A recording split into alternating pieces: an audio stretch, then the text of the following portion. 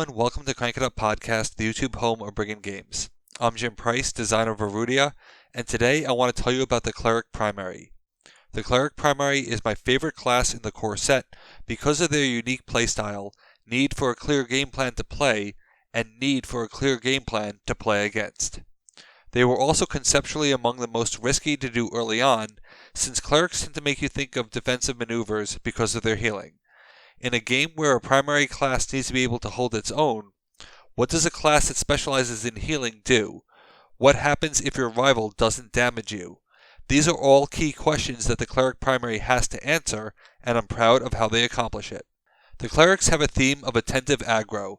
You have to pay attention to what the Clerics are doing and consider using your tactics to slow them down. You will hear me talk a lot about aggro, which I define as drawing your complete attention and shifting your game plan to stopping them instead of doing your own thing.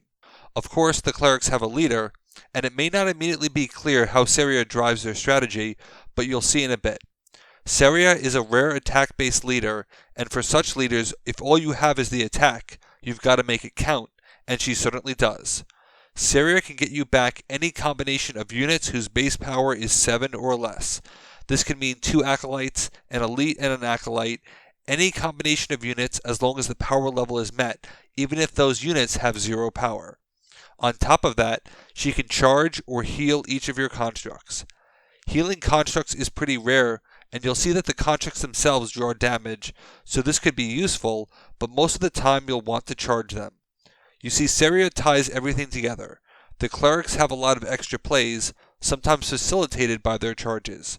You also need units to play, which Seria gets you back. Together, it's a no-equity burst of light that provides immediate value and can restock your situation quickly. So what are the Cleric big plays? You can't talk about attentive aggro without talking about Martyr, the elite. Martyr has the rare loot ability that isn't triggered on victory. Instead, it's triggered on having no damaged units on the captured battlefield. This means that your opponent really wants to damage you because they are denying a VP. However, to prevent it from being too easy, the ability is cancelled for a turn on its attack. This means that your rival has a chance to deal sufficient damage that cannot be completely healed. Sometimes this means they don't have the tactics to damage you and score the battlefield at the same time. This means that they have to focus on damaging you consistently because the damage will linger and it will force the Clerics to heal, slowing them down while also stopping their strength that comes at being at full health. For examples of that, look at their focus action of Cure.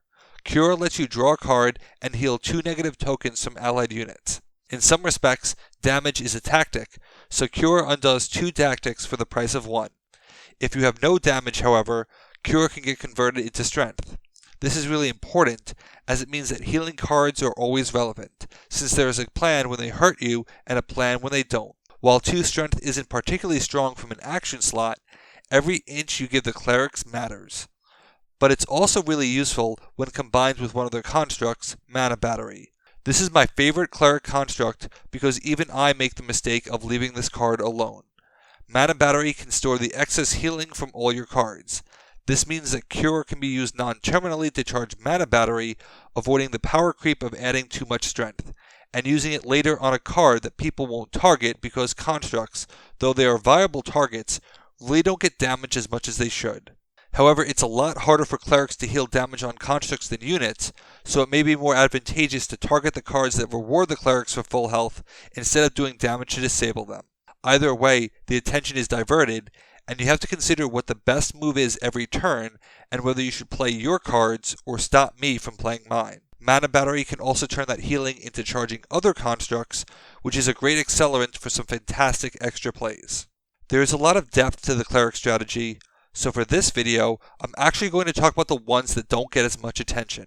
Since they rely so much on constructs for extra benefits, which can provide value every turn, it's common to see rivals try to rush them. With the exception of Barrier, none of the Cleric constructs are geographically restricted, so they will spread out. But losing a construct to a capture can be significant, especially since they take time to charge, which is why Adana can move them to keep them in play. She also grants them additional health to make it harder to destroy.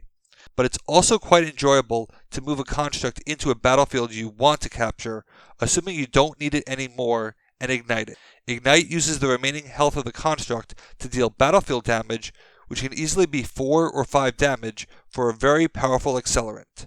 In fact, Ignite can destroy any construct, so if you have a living corpse that's gotten too large to score, blow it up.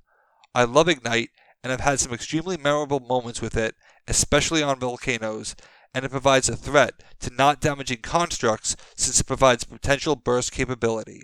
There are too many Cleric strategies to name, but I did want to revisit Martyr quickly because of the nuance of a particular play. Martyr cancels the VP ability on attack. It would be easier for Martyr to get delay, but the Clerics can heal that easily, and that doesn't make the VP feel earned. However, while Martyr can and has triggered this way, there's a workaround that I actually consider to be harder, but very rewarding, and that is lifing the Martyr into play.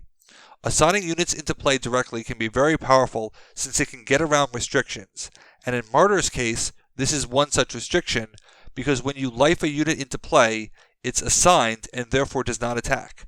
Thematically, it just appears and gets back up, like it was revived. This means that if you have enough undamaged units, the Martyr can be a 4-power burst that provides VP potential that turn. It's a lot harder to set up because it means long terms of setups, but with all the Cleric extra unit plays, it's certainly doable and sets the stage for potential double Martyr bonus VP. Your opponent knows this as well and has to prioritize dealing damage, but defeating units works against you since it means the units are no longer damaged, so your opponent must think very carefully about how to proceed and spreading that damage.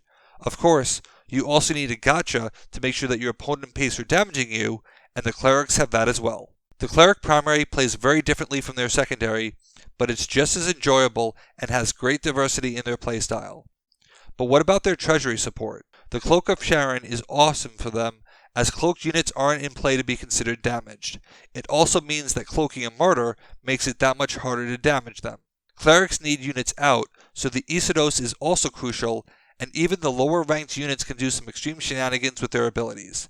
This is a rare class where I don't take the Memento, because they have a unit and action recursion, but the Azuran Idol is also pretty great for Seria. They have attack-based acolytes, and their leader can get them back, which is actually a good thing. Since Seria is an attack-based leader, using her to burst since she has nothing else to do lends itself to Blade of Erudia. I adore the Clerics, even playing against them, because I have to pay attention to everything going on.